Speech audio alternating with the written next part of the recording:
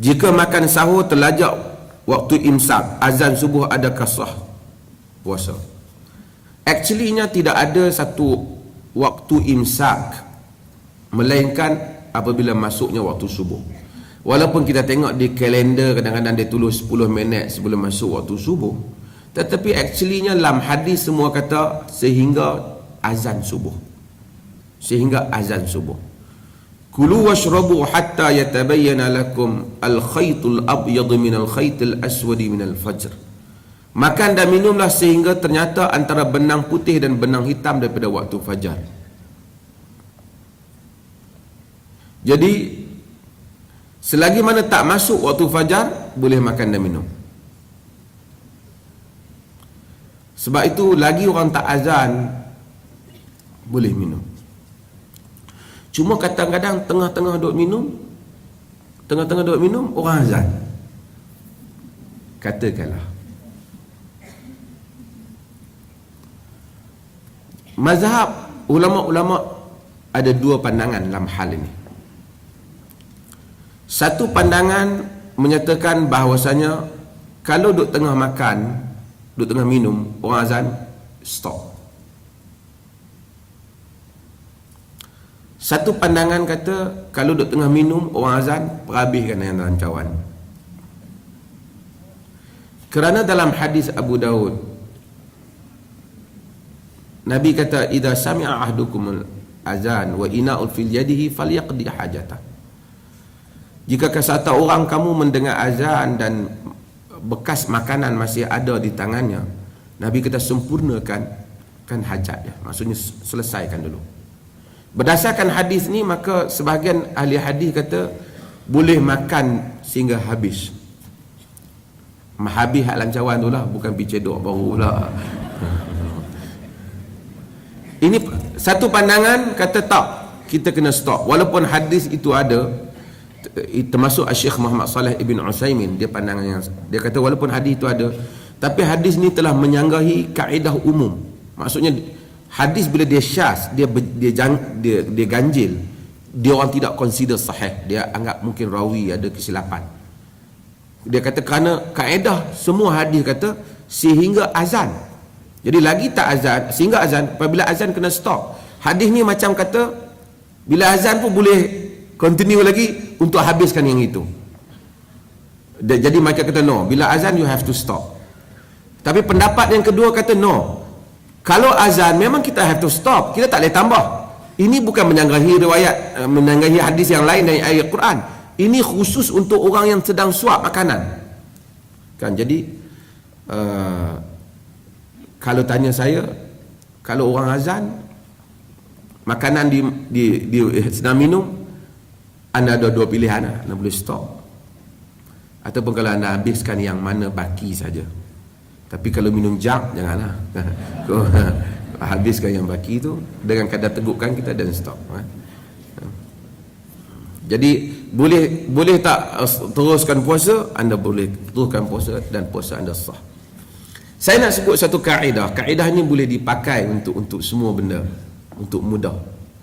Dalam agama dia panggil ustaz dia orang belajar kaedah, dia tahu. Dia panggil al-yaqin la yuzalu bisyak. Yakin tidak dihilangkan dengan syak. Maksudnya perkara yang yakin dalam agama kita tak hilang kerana kita syak. Saya buat contoh. Kita buat contoh hak kita senang faham. Kalaulah kita, saya contoh ni selalu saya ulang pasal praktikal. Kalaulah sekiranya kita ambil wudu untuk semayang maghrib. Kita semayang maghrib semua.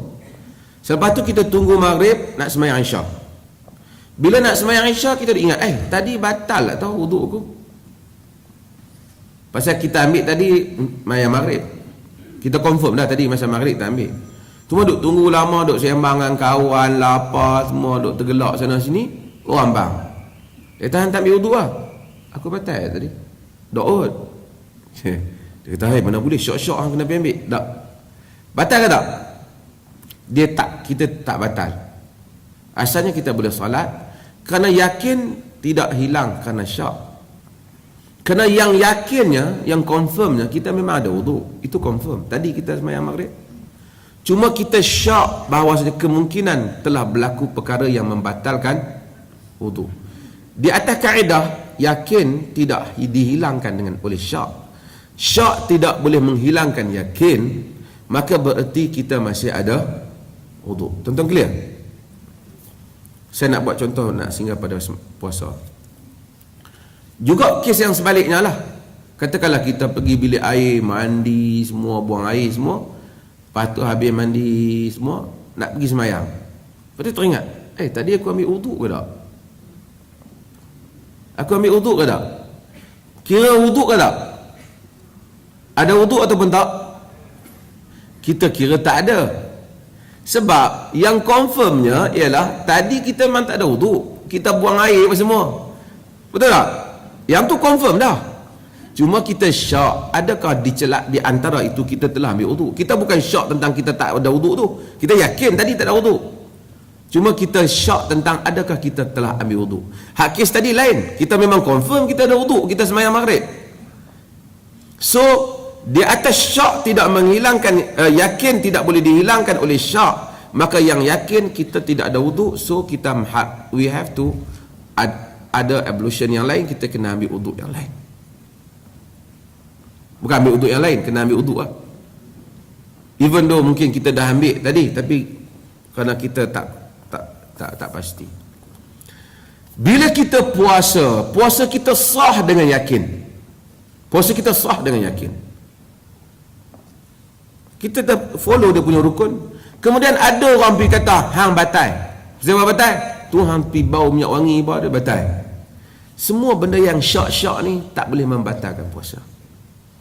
Dia kena datang benda yang setara dengan dia. Kena bawa satu bukti yang yakin, baru hilang puasa tu. Setakat orang kata tak batal. Kita sakit mata, kita ambil ubat, titiklah mata, tak batal puasa. Oh nanti ni mungkin ni ayak tu masuk dalam perut, hang rasa hilang dahaga. Dalam hadis anak iqtahalal Nabi sallallahu alaihi wasallam bahawa saim. Nabi bercelak sedangkan baginda berpuasa. Tak ada pula nanti masuk serbuk celak dalam mata. Tak. Dia bercelak sedangkan dia berpuasa. Walaupun ada rawi yang dalam perbincangan tentang riwayat tu. Tapi maksudnya tidak ada perkara yang boleh membatalkan puasa yang diyakini sah, melainkan dengan bukti yang yakin juga. Andaian-andaian tak boleh. Mandi sungai batal puasa. Ada orang kadang-kadang dia kata ni jangan duk mandi bulan-bulan puasa ni, dekat nak buka puasa, makruh. Tak. Di dalam riwayat dalam Muwatta Imam Malik, Nabi SAW kana yasubbu ra'sahu bil ma' wa huwa sha'im min shiddatil 'atash aw al-har. Nabi telah curah kepala dia dengan air ketika berpuasa disebabkan kerana terlalu panas ataupun kerana terlalu dahaga. Artinya kalau satu orang dah tak tahan dah ni, dia kata aku kena pergi mandi lah, tak boleh berdiri ni. Makruh tak? Tidak makruh. Tak makruh.